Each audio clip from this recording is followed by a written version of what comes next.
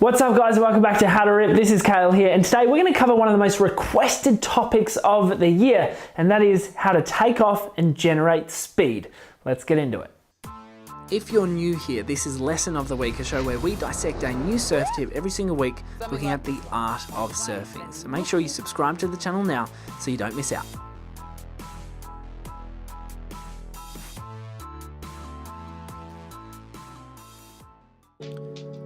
Everything in surfing, from airs like this, to turns like this, and tubes like this, are all dependent on the ability to take off successfully on a wave, and the generation of speed and direction thereafter. But in the beginning, not many people get it right, and that's why taking off and generating speed can be a big speed bump in terms of beginners advancing their skills to the next level.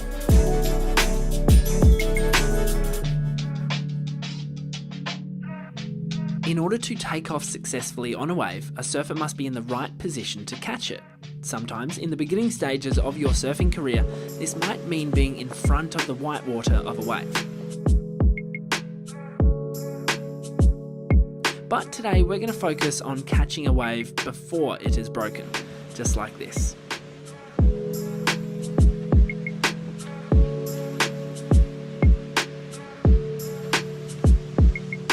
I've broken down the takeoff segment of surfing into three parts, and those parts are catch, pop up, and look.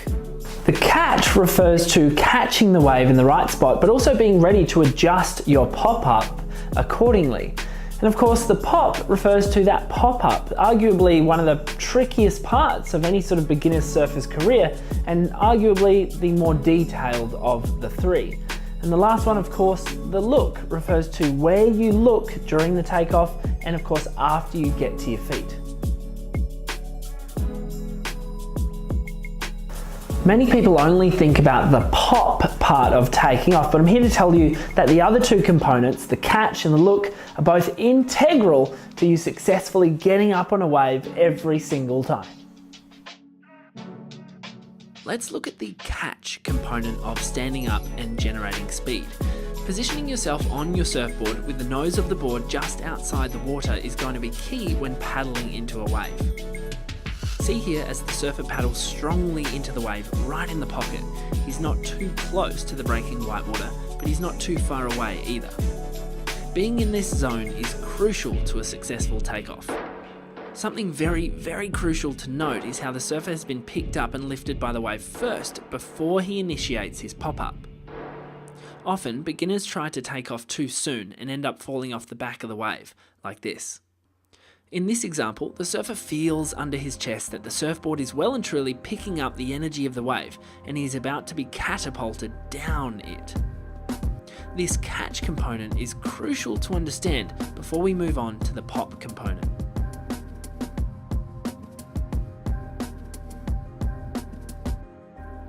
The pop-up can be the most difficult aspect of beginner surfing for some, but trusting the process will eventually result in you being able to take off instinctively like this. For this section, I actually wanted to dissect for you how the best in the world pop up on their surfboards rather than showing you another clip of myself or Ryan.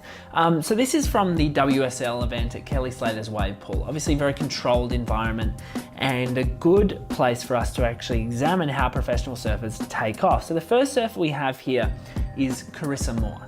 And you'll notice that she's actually gone through the catch phase, the catch component of this wave. And note how she's not too close to the lip here. The wave is just about to break. She's not too far away so that she misses the section.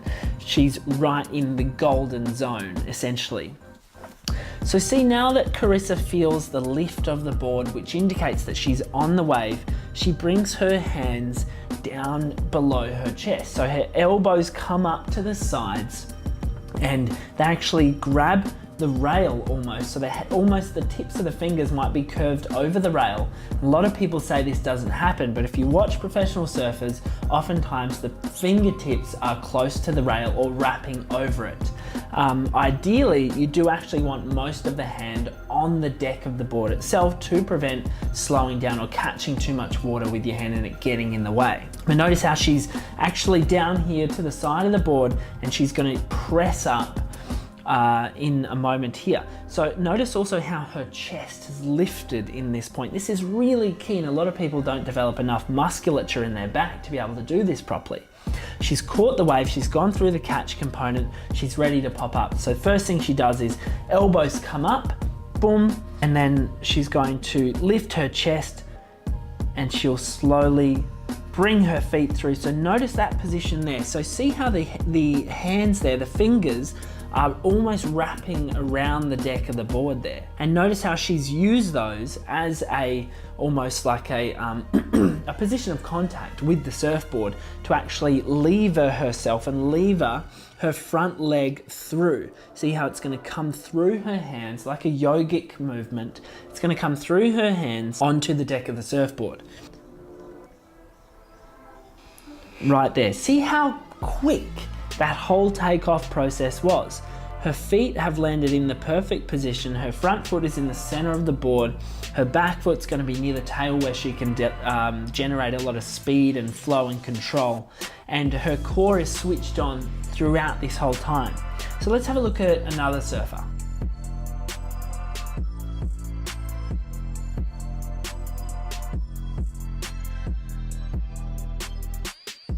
So let's have a look at Gabriel Medina now, arguably one of the best surfers in the world. He's gone through the catch phase of the takeoff and he's ready to go through the pop phase. Again guys, look at where his arms are. He knows he's on the wave. He's felt the rise of his surfboard indicating he's on the wave. He's not too close to the power source here. He's not too far away to miss the wave. He brings his hands under his chest, his back arches, so the upper thoracic part of the spine arches into a banana shape. He's looking down the line because he's going to adjust how his feet land in his foot positioning and what he first does when he gets up based on what he sees. His hands are under here. Again, fingertips are going to be close to the rails, possibly even wrapping over. This is a thing.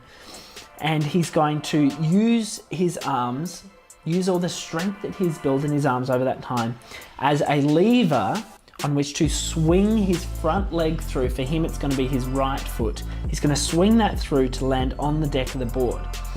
Just watch how quick it happens. So notice how his feet are actually quite close together when he gets up. He's got a flat back here, he's got an arched back, and his core is switched on, enabled to better enable him to actually create enough space for his legs to move through and stand up on the surfboard. It's just like doing a burpee on land. And notice he takes quite a thin stance here, or a narrow stance, right about there. And that's because this first little initial turn, look where he wants to go on a wave. He wants to build some speed here. So what he's done, boom, straight up into that turn. Then the back foot adjusts and he's straight back into the wave and ready to do some high performance surfing. So this is how two of the best surfers in the world pop up, and I think that we should try to emulate them as much as possible. For a beginner-friendly stepping stone option to taking off, sometimes, entering a drop knee position can be a good midpoint between lying down and standing up. But making a habit of this is not a good idea because it is simply not a very stable position. When we look down the line, this results in a kinetic chain of events all the way down to our hips, our knees and our toes, which ultimately are responsible for moving us in the direction that we see.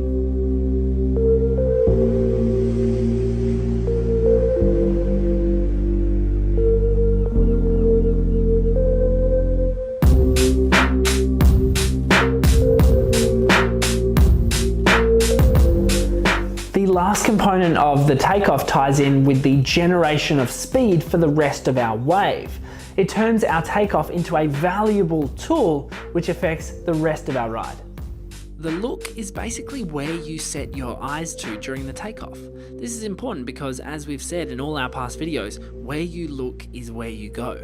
Notice here how throughout the takeoff, the surfer is looking toward the direction where he intends to go on the wave. This also allows the surfer to, very importantly, assess the best line to take once he has reached his feet. It may be a fast wave like this, which requires the surfer to quickly pump to the top of the wave to build speed to pass a fast section. Or it could be a slow wave, like this, where the surfer can stand up and go straight to the bottom of the wave to perform a nice turn. The look is an incredibly important factor in determining the outcomes of our ride. As we've spoken about in previous videos, where you look is essential in determining where you go on a wave. It sounds really logical, doesn't it? Once the surfer has taken off, notice how he uses his ankles, knees, hips and upper body to rock back and forth from rail to rail to build and then maintain speed throughout his ride.